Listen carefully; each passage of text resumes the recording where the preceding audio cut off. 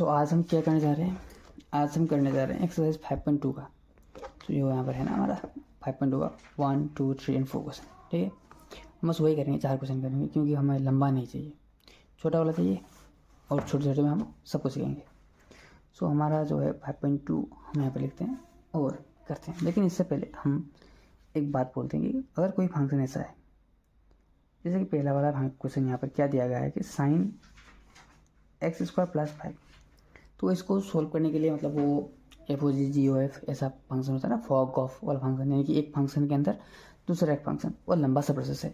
लेकिन हम इसको इस तरह भी कर सकते हैं। मान के चलो कि हमारे पास अगर सिर्फ sin x होता तो हम इसका डिफरेंशिएट क्या करेंगे, अगर इसका हम डिफरेंशिएट कर देंगे तो ये हो जाएगा हमारा cos x, यही होगा। लेकिन हमारे पास क्या है कि sin x नहीं है, तो हम यहाँ पर क्या मानेंगे कि sin x की जगह पर sin समथिंग है, कुछ मान लेंगे, ठीक है, sin समथिंग है। अभी अगर इस sin समथिंग का डिफरेंशिएट करना हो तो पहले हम कुछ नहीं करेंगे, बस जैसे इसे यहाँ पर कर देते, इस समथिंग को x मान लेंगे और इसको हम कर देंगे, जैसे कि यहाँ पर हमारा हो गया cos अभी समथिंग, ठीक है, cos समथिंग हो गया। लेकिन उसके बाद हम क्या करेंगे, उसके बाद हम ये करेंगे कि ऐसे ब्लर हो रहा है, हाँ, तो उसके बाद हम क्या करेंगे, यहाँ पर हम क्या करेंगे, मल्टीप्लाई कर देंगे किसका, इस समथिंग का डिफरेंशिएट, इस समथिंग का डिफरेंशिएट हम यहाँ पर क्या कर देंगे, मल्टीप्लाई कर देंगे, ठीक है। तो बस वही यही कंसेप्ट है, और यही अगर एक यूज़ करेंगे अच्छी तरीके से तो हर एक क्वेश्चन हमारी 5.2 का सोल्व हो जाएगा, दूसरा कुछ करने की जरूरत है नहीं। तो साइन x² + 5, इसका अगर हम करें तो यहाँ पर लिख देंगे कि ddx ऑफ साइन x² + 5 हमको ये दिया गया है पहला वाला फंक्शन। तो हम क्या करेंगे, पहले इस साइन के जैसे करते हैं वैसे करेंगे कि साइन का डिफरेंस क्या होता है, साइन का होता है cos x, सो cos x² + 5 और मल्टीप्लाई में जो हमारा ये जो समथिंग है इसका अगेन डिफरेंशिएट, इसका हम क्या करेंगे, डिफरेंशिएट करेंगे, यानी कि ddx ऑफ x² + 5 फिर से करेंगे। सो हमारा ये हो गया cos x² + 5 और यहाँ पर x² का जो डिफरेंशिएट होगा वो होगा 2x और 5 का डिफरेंस 0, सो उसको लिखने की जरूरत है नहीं, तो हमारा आंसर यहाँ पर खत्म हो गया। इसको हम अरेंज करके आगे पीछे कर सकते हैं, उसमें कोई दिक्कत वाली बात है नहीं। और ये मत सोचना कि ये कोई शॉर्टकट है या बुक पर मेंशन नहीं, नहीं ये बुक पर मेंशन है। यहाँ पर देखो, यहाँ पर ये बुक पर ये मेंशन है, क्लियरली मेंशन किया गया है यहाँ पर। अल्टरनेटिवली हम ऐसे कर सकते हैं। तो चलो दूसरा करते हैं। तो दूसरा क्वेश्चन हमारा क्या है, दूसरा क्वेश्चन हमारा है cos sin x। अगर हम cos sin x को करें तो क्या होगा, cos sin x को अगर हम करें तो यहाँ पर cos समथिंग का डिफरेंशिएशन, अगर cos x होता तो क्या करते, cos x होता तो इसका डिफरेंशिएट क्या होगा था, -sin x। लेकिन है क्या, sin x है, मतलब cos समथिंग है, तो क्या करेंगे, पहले cos का डिफरेंशिएट यानी कि ddx of cos sin x का पूरा डिफरेंशिएट पहले इसको करेंगे, यानी cos, इसको sin x मानना ही मत, इसको तुम क्या मानो x, क्या मानो x, बस ये जैसा है ना वैसे ही मान के चलो। तो ये क्या होगा, cos x हो गया, तो इसका डिफरेंशिएट कर दो। cos x का डिफरेंशिएट क्या होता है, माइनस ऑफ साइन, अभी x गया साइन x है, तो उसके बाद क्या करो कि ये जो साइन x है उसका अगेन डिफरेंशिएट करो, साइन x का क्या करो, अगेन डिफरेंशिएट करो इससे, ठीक है, लेकिन इसको क्या करो, डिफरेंशिएट करो। साइन x का डिफरेंशिएट क्या होता है, cos x, सो यहाँ पर आ गया हमारा cos x। तो ये हमारा फाइनल आंसर हो गया।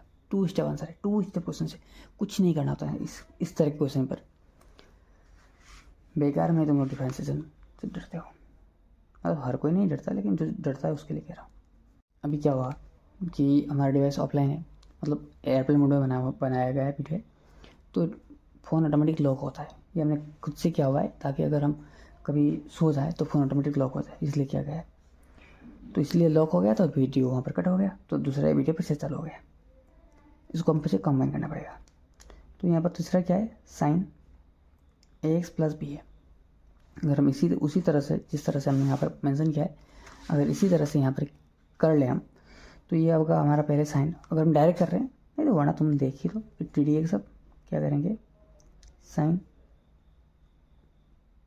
ax + b का डिफरेंशिएट करेंगे। सॉरी यहाँ पर हमने ये 2 लिख दिया था ना, सॉरी हाँ, तो इसको हम करेंगे। तो यहाँ पर क्या होगा, साइन का डिफरेंशिएशन क्या होगा, cos, यानी कि cos ax + b।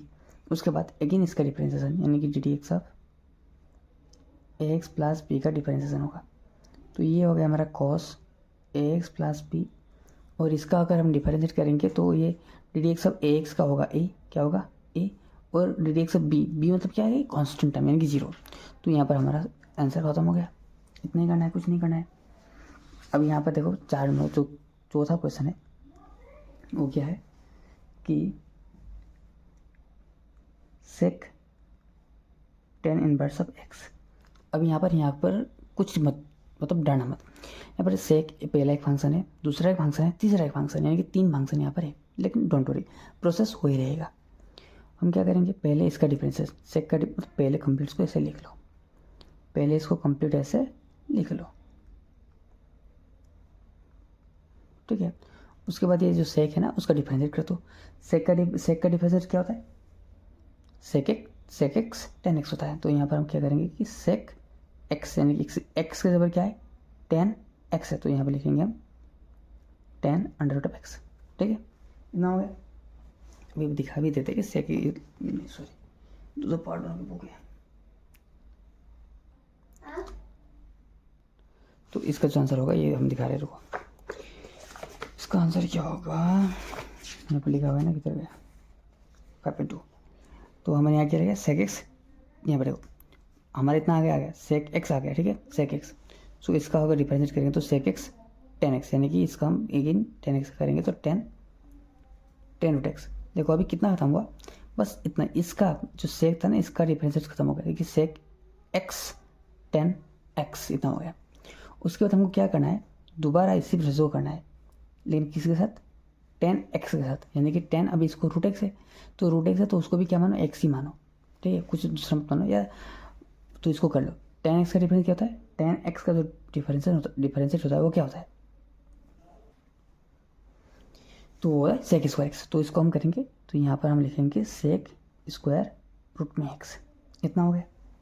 इतना अगर हमारा आ गया तो उसके बाद हम करेंगे क्या कि ये जो रूट एक्स है, ये जो रूट एक्स है इसका डिफरेंशिएट, अगर जिसको रूट एक्स का डिफरेंशिएट नहीं पता तो उसको ले हम कर देते हैं d d x of root x को हम लिख सकते हैं एक्स की पावर हाफ माइनस हाफ, मतलब सॉरी एक्स की पावर हाफ, ठीक है। तो इसको अगर हम वो जो हमारा फॉर्मूला नहीं था ए एक्स का पावर कुछ भी हो एन हो, तो उस तरह से हम करेंगे तो क्या होगा कि एक्स ये होगा पावर -1 यानी कि 1 पावर माइनस करो डिवाइड्स पर क्या होगा, सॉरी कहाँ डिवाइड्स पर होगा, हम क्या कर रहे हैं, ये जो पावर है ये पावर बाहर आएगा, ये पावर कहाँ आएगा, पावर हम इंटीग्रल करते करते दिमाग में इंटीग्रल चल रहा था।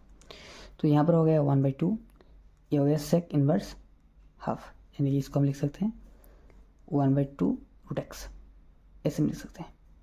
सेक ये जो हाफ होगा उसका वैल्यू रूट एक्स होगा, और इनवर्स है तो ये नीचे आ गया। तो जो ये सेक स्क्वायर एक्स का d d x of root over x है, d d x of root x जो है उसको हम इस तरह से करते हैं। हम ये डिवाइड पर लिखने ही वाले थे क्योंकि इंटीग्रल में हम कर रहे थे ना।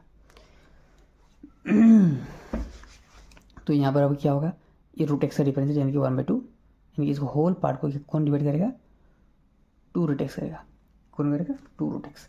तो हमारा आंसर भी शायद से यही है, यहाँ पर कुछ और करने की जरूरत है नहीं।